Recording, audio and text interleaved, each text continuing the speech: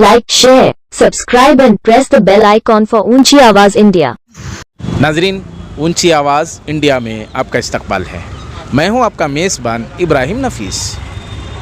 रियासती वक्फ बोर्ड से मुताल्लिक़ नित नई बातें सामने आ रही हैं और कई इल्ज़ामात हैं। रियासती वक्फ बोर्ड से मुताल्लिक़ कहा जाता है कि अगर औकाफ़ी इमलाक का सही इस्तेमाल किया जाता है तो मिल्लत की तकरीबन आधी गुर्बत पर काबू पाया जा सकता है।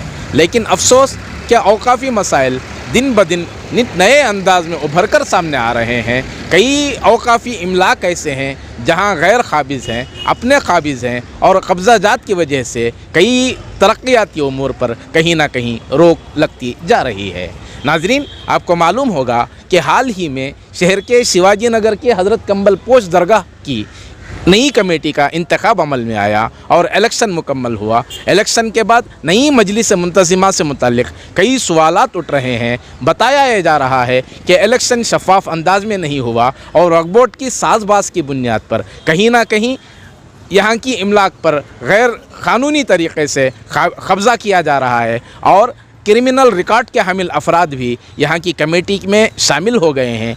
तो मुख्तलिफ़ बातें सामने आ जाने के बाद एक प्रेस कॉन्फ्रेंस के ज़रिए इन तमाम चीज़ों की हक़ानियत को जानने की कोशिश की गई है। चलिए जानते हैं इस खुसूस में क्या बातें सामने आई। जी, मजलिस मुंतज़िमा का इंतखाब हुआ है, नया इलेक्शन हुआ है हज़रत कंबल पोश दरगाह का, तो उस खुसूस में आपके क्या इल्ज़ामात हैं और आप क्या चाहते हैं? अस्सलाम वालेकुम रहमतुल्लाहि व बरकातहू। मेरा नाम रियाज़ अहमद अलियास मतीन है। क्या मैं इस इदारे के रिलेटेड में कुछ बात करना चाहता हूँ, क्योंकि एक मारूफ कंबल पोश इदारा है और सिटी के बीचों बीच ये बहुत बड़ा एक इदारा है। क्या इधर जो मजलिस मुंतज़िमा जो इलेक्ट होके इस वक्त आई हुई है, वो मजलिस मुंतज़िमा का इलेक्शन पूरा सरासर गलत है और जितने भी जिसके अंदर नॉमिनेटेड होके जो मैनेजिंग कमेटी आई हुए हैं वो लोग सब सुपर सेटेड है और उनके ऊपर ऑडिट नहीं देने का भी इनके ऊपर इल्ज़ामात चल रहा है। और हमारे पास इसके सब डॉक्यूमेंट्स, इसके एविडेंस के साथ इसके पूरे प्रूफ्स ही क्या। और ये लोग कैंडिडेट जो कंटेस्ट किए, जो इलेक्शन कमेटी जो कंटेस्ट कराई इनको, ये सरासर गलत है। हम लोग इलेक्शन कमेटी को भी इसका रिप्रेजेंटेशन और वक्फ बोर्ड को रिप्रेजेंटेशन देने के बाद भी हमारा कंसिडरेशन नहीं लिया गया और इसलिए हम लोग अभी डॉक्यूमेंट के साथ एक इलेक्शन पिटीशन चैलेंज किए हुए हैं before the Waqf election tribunal के सामने कि ये लोग सुपर सेटेड है। इनके पास पहले हिसाब किताब लीजिए, उसके बाद आप जो फैसला करें वो उसके ऊपर हम लोग आपके फैसले के ऊपर अगर सही हुआ तो हम वो फैसले को मान लेंगे। अगरचे फैसला अगरचे वक्फ बोर्ड के अंदर गलत होता है तो हम लोग हाई कोर्ट का दरवाज़ा भी खटखटाने के लिए हम लोग तैयार हैं। क्या हाई कोर्ट के लिए भी कि ये जो सुपर सेटेड मैनेजिंग कमेटी जो पहले के जो 2008 और 2015 की जो सुपर सेटेड कमेटी के अंदर 27 आदमियों में 14 से 15 आदमी सुपर सेटेड है। हम लोग यही चाह रहे हैं कि इनके ऊपर पूरी इंक्वायरी करें इलेक्शन पिटीशन के अंदर और जो भी फैसला है हक का फैसला करें। और चेयरमैन और वक्फ बोर्ड से हम लोग इंतजार करते हैं कि आप पूरा रिकॉर्ड्स देखिए कि ये लोग कंबल पोश इंस्टीट्यूशन के काबिल नहीं है, क्योंकि ये लोग ऑडिट हिसाब किताब दिए हुए नहीं है। इनके ऊपर बहुत से चार्जेस है और बहुत से केसेस इनके ऊपर क्रिमिनल मिसलेंस भी अकाउंट नहीं देने की वजह से इनके ऊपर वो भी प्रूव हो गया है। तो हम लोग वो डॉक्यूमेंट सब फाइल किए हुए हैं। इलेक्शन जो हुआ वो शफाफियत पर क्या कहना चाहेंगे आप? क्या इलेक्शन इत्मीनान बख्श हुआ या उस पर भी आपको इत्मीनान? नहीं, हम इलेक्शन के बहुत खिलाफ हैं, क्योंकि जो भी इलेक्शन हुआ इधर पे इलेक्शन ठीक से नहीं हुआ। क्योंकि 2014 में इलेक्शन जो हुआ था 2600 वोटर्स में हुआ था और इलेक्शन कमेटी साफ 1300 वोटर्स को लेके कराई है। सीधा 1300 वोट गायब कर दिए गए और जो ये लोग को आदमी पसंद थे सर्वे करते वक्त वो आदमी के वोट डाल के ये वन साइड इलेक्शन कराया गया। और जो इलेक्शन कमेटी जो कॉन्स्टिट्यूट किए थे ये खूब वाकिफ है ये सब चीज़ों से, ये एक्स मैनेजिंग कमेटी के, और खुसूसन उनको लेके उनका नॉमिनेशन लेके उनको ये कंटेस्ट कराया गया। कौन थे इलेक्शन कमेटी में? इलेक्शन कमेटी जो अपॉइंट वक्फ बोर्ड से किया गया है, जो एडवोकेट इरशाद अहमद साहब और जो सादत हुसैन और जो वजीर एडवोकेट बोल के जो इलेक्शन कमेटी के मेंबर्स थे।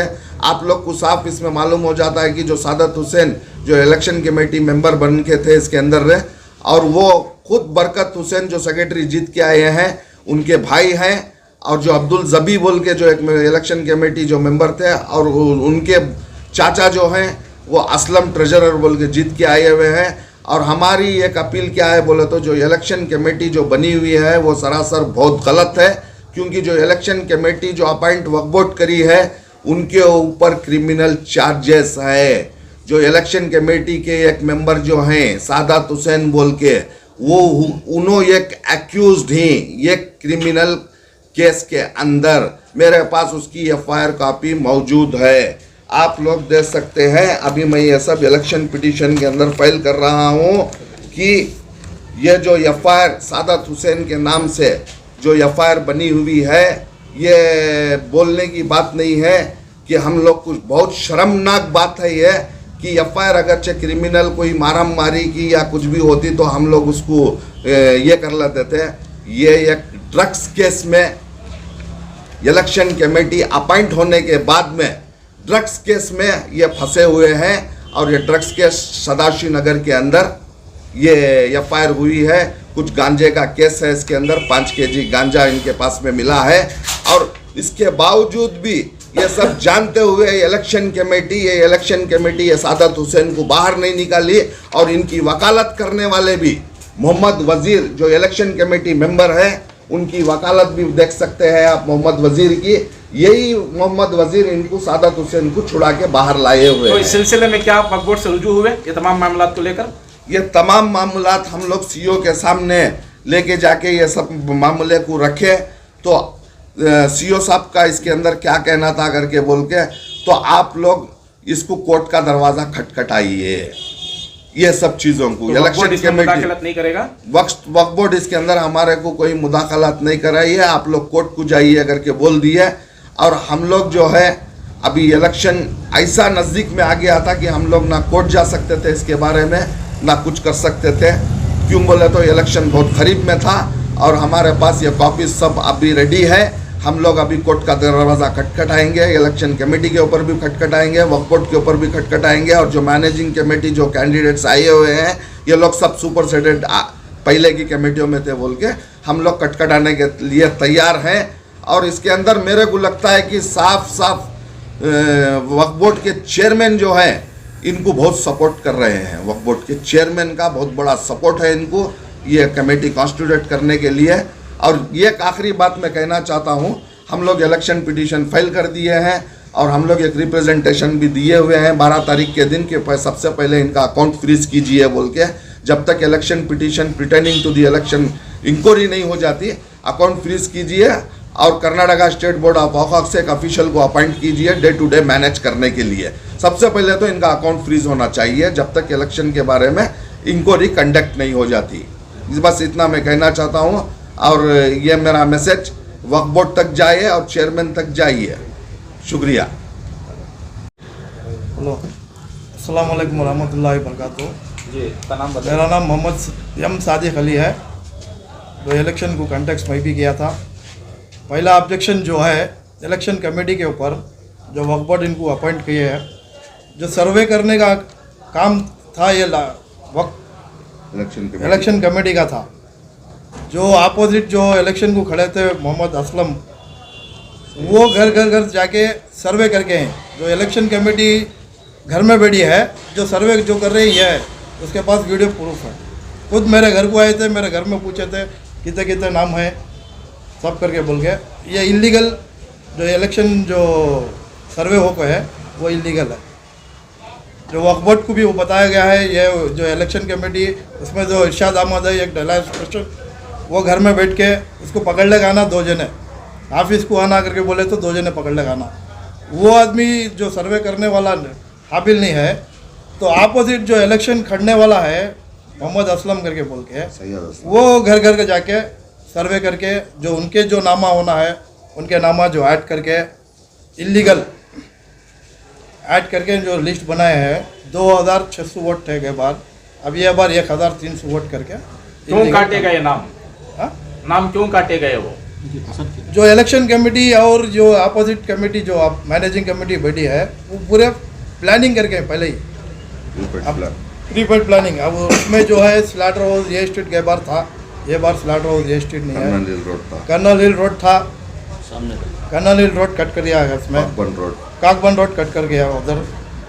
ऐसा करके प्लानिंग करके जो इलेक्शन कमेटी में जो तो इनके जो हिमायती लोग हैं सिर्फ उनके नामों को शामिल रखा गया है। शामिल। मेरा नाम नौशाद है, मैं भी एक मोहल्ले से सेक्रेटरी के लिए खड़ा हुआ था, असिस्टेंट सेक्रेटरी के लिए खड़ा हुआ था।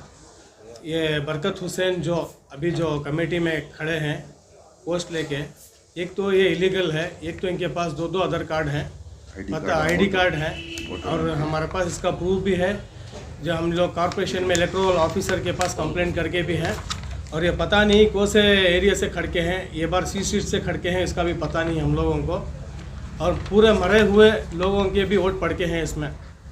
सरासर ये गलत हुआ है, सीधी तरह से इलेक्शन कराया गया नहीं है, और ये इदारे को धोखा है, इन लोगों के आदमियों, ऐसे आदमियों से धोखा है। पहले से भी हिसाब किताब कुछ भी हो के नहीं है, और हमें चाहती हैं कि बराबर वक्फ बोर्ड इसकी तहकीकात करे और सही तरीके से हमारी जो भी इंक्वायरी हम लोग जो पूछ रहे हैं इसका हम लोगों को जवाब दें।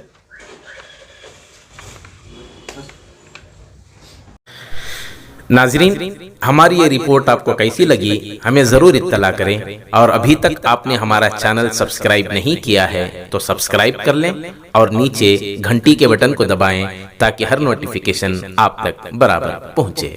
शुक्रिया।